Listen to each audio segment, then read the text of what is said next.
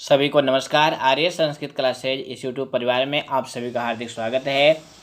इस वीडियो में हम सभी कक्षा 7 NCERT की पुस्तक रुचिरा द्वितीयो भागा इस पुस्तक के द्वादशः पाठ यानी 12वें पाठ को पढ़ेंगे, जिसका नाम है अमृतम संस्कृतम, अर्थात संस्कृत अमृत के समान है।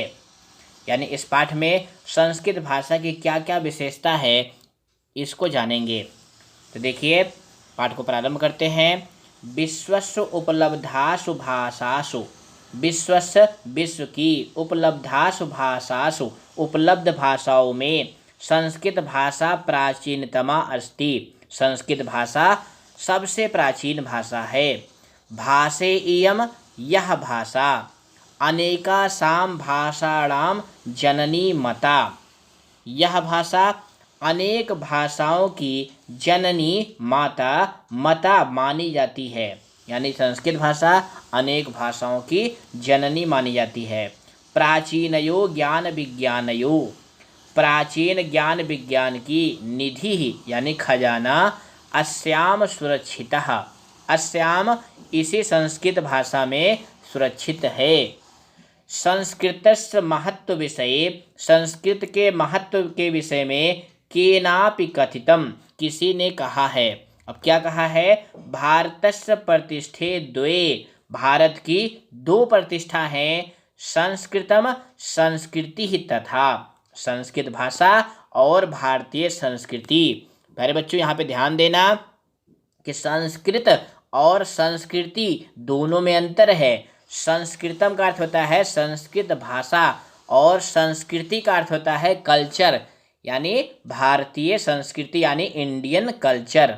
तो भारत की दो प्रतिष्ठा है, एक है संस्कृत भाषा और दूसरी है भारतीय संस्कृति। आगे देखिए, इयम भाषा, यह भाषा अतीव वैज्ञानिकी, अत्यंत वैज्ञानिक है। केचन कथयन्ति, कुछ लोग कहते हैं, यत कि संस्कृतम एव संगणकस्य कृते सर्वोत्तमा भाषा, संस्कृत ही संगणकस्य कंप्यूटर के लिए सर्वोत्तम भाषा है। अस्याह वाङ्मयम्, इसका साहित्य, इसका मतलब किसका? संस्कृत भाषा का साहित्य, वेदैः वेद के द्वारा, पुराणैः पुराण के द्वारा, नीत शास्त्रैः नीत शास्त्रों के द्वारा, चिकित्सा शास्त्रभिश्चाप और चिकित्सा शास्त्र के द्वारा भी समृद्धम अस्ति, समृद्ध है। कालिदास आदि नाम विश्व कवि नाम, कालिदास आदि विश्व कवियों का काव्य सौंदर्यम अनुपमम, काव्य सौंदर्य अनुपम है। कौटिल्य रचितम अर्थशास्त्रम, कौटिल्य के द्वारा लिखा गया अर्थशास्त्र जगति संसार में प्रसिद्धम अस्ति, प्रसिद्ध है। गणित शास्त्रे, गणित के शास्त्र में शून्यस्य प्रतिपादनम, शून्य का प्रतिपादन सर्वप्रथम आर्यभट्टः अकरोत्, आर्यभट्ट ने किया था। यानी गणित के क्षेत्र में शून्य का प्रतिपादन किसने किया था? आर्यभट्ट ने किया था। चिकित्सा शास्त्रे, चिकित्सा शास्त्र में चरक सुश्रुतयो योगदानम, चरक और सुश्रुत का योगदान विश्व प्रसिद्धम, विश्व में प्रसिद्ध है। संस्कृते, संस्कृत में यानि अन्यानि शास्त्राणि विद्यन्ते, जो अन्य शास्त्र विद्यमान है, तेषु उनमें वास्तुशास्त्रम, वास्तुशास्त्र, रसायन शास्त्रम, रसायन शास्त्र, खगोल विज्ञानम, खगोल विज्ञान, ज्योतिष शास्त्रम, ज्योतिष शास्त्र, विमान शास्त्रम, विमान शास्त्र इत्यादीन उल्लेखनीयानि, इत्यादि उल्लेखनीय हैं। इसके बाद अगला अनुच्छेद आता है संस्कृते विद्यमानाः सूक्तया, संस्कृत में विद्यमान सूक्तियाँ अभ्युदयाय प्रेरयन्ति, अभ्युदय के लिए यानी आगे विकास करने के लिए प्रेरित करती हैं। यथा जैसे सत्यमेव जयते, सत्य की ही विजय होती है, ये हमारे देश का ध्येय वाक्य भी है, सत्यमेव जयते। वसुधैव कुटुम्बकम, वसुधैव कुटुम्बकम यानी पूरी पृथ्वी हमारा परिवार है। प्यारे बच्चों, अभी आपने देखा था कि G20 का जो सम्मेलन भारत देश को मिला है उसकी मेजबानी करने के लिए, तो उसमें भी जो लोगो है उस लोगो में भी लिखा हुआ है वसुधैव कुटुंबकम, यानी संपूर्ण पृथ्वी हमारा परिवार है। विद्या अमृतम अश्नुते, विद्या के द्वारा अमृत प्राप्त होता है। योगः कर्मसु कौशलम, योग जो है कर्म में कुशलता लाना है। इत्यादयः, इत्यादि। अब ये सभी क्या हैं? ये सभी सूक्तियां हैं, यानी सुंदर वचन हैं। सत्यमेव जयते, वसुधैव कुटुंबकम, विद्या अमृतम अश्नुते, योगः कर्मसु कौशलम, ये सभी क्या हैं? सूक्तियां हैं। सर्वभूतेषु, सभी प्राणियों में, आत्मवत व्यवहारम कर्तुम, अपने जैसा व्यवहार करने के लिए, संस्कृत भाषा सम्यक शिक्षयति, संस्कृत भाषा सम्यक अर्थात भली प्रकार से शिक्षयति, शिक्षा देती है। यानी संस्कृत भाषा कहती है कि सभी प्राणियों के साथ अपने जैसा व्यवहार करना चाहिए।